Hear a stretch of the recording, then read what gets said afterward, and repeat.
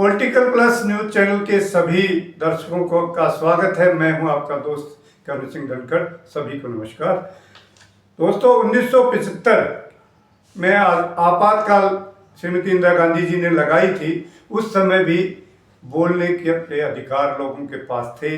Press की को इतनी आज़ादी थी कि वो जायज़ बात कह सकती थी। लेकिन आज और उस समय में बहुत फर्क है। अगर उस समय की बात करें तो किस्सा कुर्सी का जैसी कुख्यात फिल्में भी बनी थी, जो कि शुद्ध रूप से राजनीति के ऊपर, सत्ता पर कटाक्ष थे। लेकिन वो फिल्म बनी और लोगों को उस समय, क्योंकि सोशल मीडिया नहीं था, लेकिन अखबारों में ही जो कुछ बोला जाता था, आम जनता कहीं भी खड़े होकर कुछ भी बोल सकती थी, सरकार की अवहेलना भी कर सकती थी, सरकार की उपेक्षा भी कर सकती थी। ऐसा नहीं था कि उन्हें उठा कर जेलों में बंद कर दिया। हालांकि उस समय सिर्फ प्रेस ही होती थी, वो भी प्रिंट मीडिया, इलेक्ट्रॉनिक्स मीडिया था नहीं। वो चंद लोगों के ऊपर जो पाबंदी थी वो थी, आम जनता पर नहीं थी। लेकिन आज क्योंकि सोशल मीडिया है और आम जनता बोलती है, आम जनता बोलती है, साथ ही कोई संगठन वो भी आज बोलते हैं। अभिव्यक्ति की आज़ादी को मुझे लगता है इस समय, इस सरकार के समय में इनको दो वर्गों में इन्होंने बांट दिया है। अभिव्यक्ति की आज़ादी एक वर्ग को जरूरत से ज़्यादा और एक वर्ग को जरूरत के हिसाब से भी नहीं। एक जो पहला वर्ग जिसकी मैं बात करना चाहता हूँ, वो उस वर्ग के लिए आपकी जो बोलने की आज़ादी की जो आपको इजाज़त दी जाएगी, उसकी योग्यता है कि पहले नंबर पर वो भाजपाई होना चाहिए, या भाजपा का समर्थक होना चाहिए, या फिर दक्षिणपंथी टीकाधारी विशेष वर्ग के लोग होने चाहिए। वो कुछ भी बोल सकते हैं, उनको खुली छूट है, खुला खेल फर्रुखाबादी वो सोशल मीडिया पर कर सकते हैं। वो किसी भी जाति को गाली दे सकते हैं, किसी भी धर्म के खिलाफ बोल सकते हैं, ओलंपिक में पदक लिए खिलाड़ियों की इज्जत उतार सकते हैं, सुप्रीम कोर्ट को सुप्रीम कोठा कह सकते हैं। वो लोग फौजी शहीदों की पत्नियों को ट्रोल कर सकते हैं, उनको गालियां दे सकते हैं।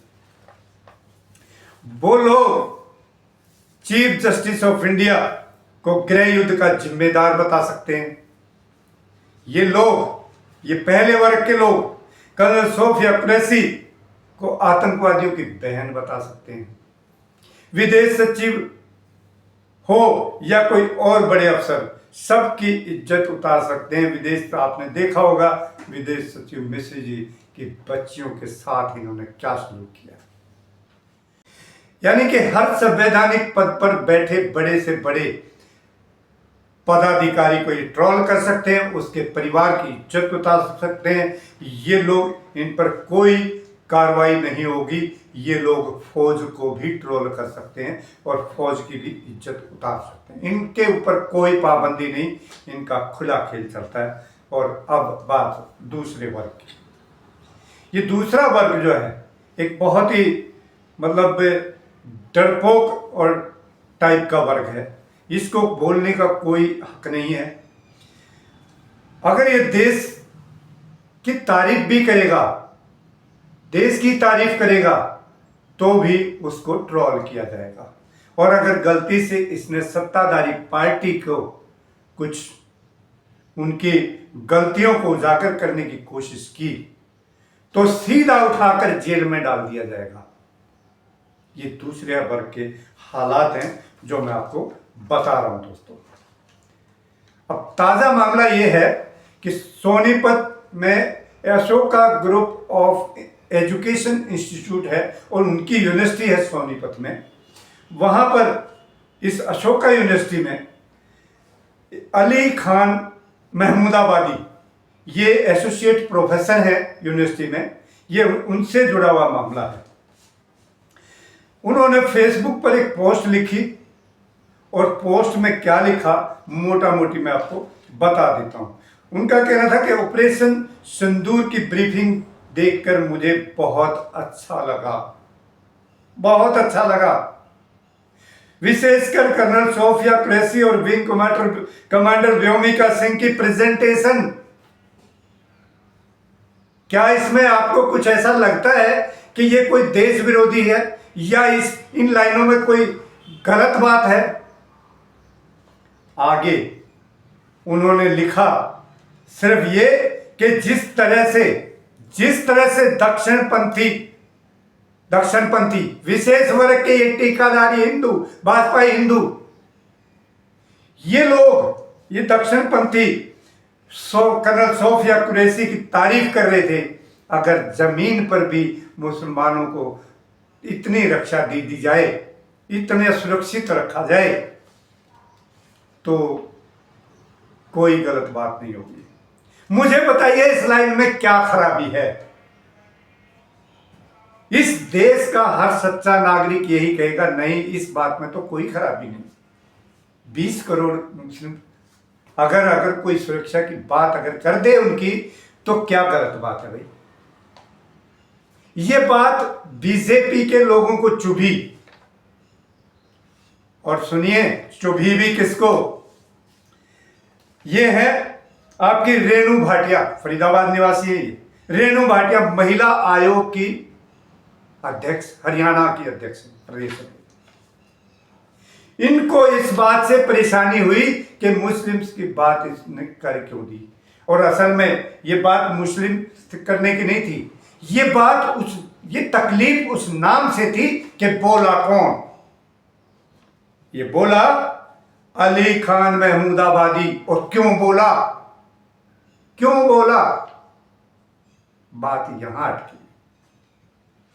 ये मोहतरमा 17 तारीख को यूनिवर्सिटी गई ये कहते हुए कि अली खान महमूदाबादी ने महिला सेना के अफसरों को कमतर आंका है।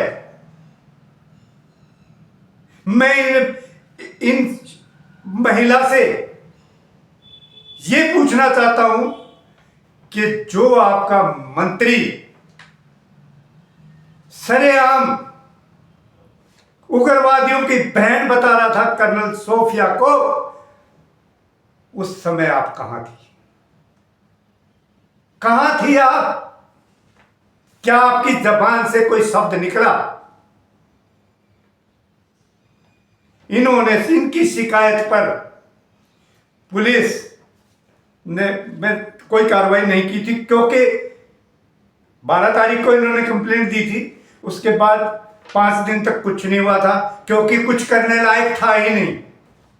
और देखिए सबसे बड़ी बात यहां, सबसे खतरनाक मैं कहूंगा क्या हुई है। सोशल मीडिया से अली खान महमूदाबादी की पोस्ट को सेंसर कर दिया गया है। कोई नहीं देख सकता कि उन्होंने कहा क्या था। उस पोस्ट को ही सेंसर कर दिया। आप और मैं नहीं देख सकते कि उन्होंने क्या कहा। ये पुलिस के सामने जब बात गई तो उन्होंने देखा कि इसमें तो है ही कुछ नहीं, क्यों हम इनको कर दें? नहीं। और उस पुलिस के कमिश्नर, सोनीपत की पुलिस कमिश्नर, जिनका नाम है नाजनीन भसीन, बदल दिया गया इसी बात पर कि क्यों एक अपने उस वर्ग से जुड़े बंदों के खिलाफ इन्होंने कार्रवाई, देशद्रोही गतिविधियों में एफआईआर क्यों दर्ज नहीं की। नाजनीन नाम होना क्या इतना खराब है कि पुलिस के सीपी होने के बावजूद भी उनको बिना वजह से उठाकर कहीं भी फेंक दिया जाए? ये सूरत हाल है इस प्रदेश का, हरियाणा का और इस देश का। इसके साथ ही 17 तारीख को जठेड़ी गांव है सोनीपत के पास, जठेड़ी गांव के सरपंच हैं योगेश जठेड़ी। इन्होंने 17 मई को पुलिस में एफआईआर दर्ज करवाई अली खान महमूदाबादी की। हालांकि इन्होंने भी, रेणु भाटिया ने भी एफआईआर दर्ज करवाई। कब हुई है दर्ज? जब नाजनीन वसीम को ट्रांसफर कर दिया गया। अब दूसरा कोई ना कोई ऐसा बैठाया होगा कि चाहे उसकी गर्दन कट जाए, जित अब भाजपा कहेगी वो मैं काम कर ही दूंगा। 1200 से ज्यादा विद्यार्थी यूनिवर्सिटी के और सैकड़ों लोग बुद्धिजीवी इस देश के अली खान महमूदाबादी के साथ खड़े हैं, क्योंकि वो बेकसूर है, उनको फंसाया जा रहा है। भाजपा वालों, आप आरएसएस वालों और दक्षिणपंथी टीकाधारियों, आप इस देश में जो खेल खेल रहे हो वो बहुत ही खतरनाक खेल खेल रहे हो। इसके बहुत मतलब बुरे नतीजे आने वाले हैं। आने वाले समय में ये देश आपके इन करतूतों को बहुत बुरी तरह से भुगतने वाला है। मैं आप सभी देशवासियों से, हरियाणा प्रदेश वासियों से अपील करता हूं कि ये बहुत डरपोक किस्म के लोग हैं, इनसे डरिए मत। सही बात का समर्थन कीजिए, सामने आइए और इनकी आंख में आंख डाल के जैसे ये उंगली दिखाते हैं ऐसे इनको उंगली दिखाइए, तब ये जो है इस देश को बर्बाद करना बंद करेंगे। यही अपील करने में आप लोगों के सामने आया था। अब मैं अपनी वाणी को देना चाहूँगा विराम। दोस्तों, जय हिंद, जय भारत।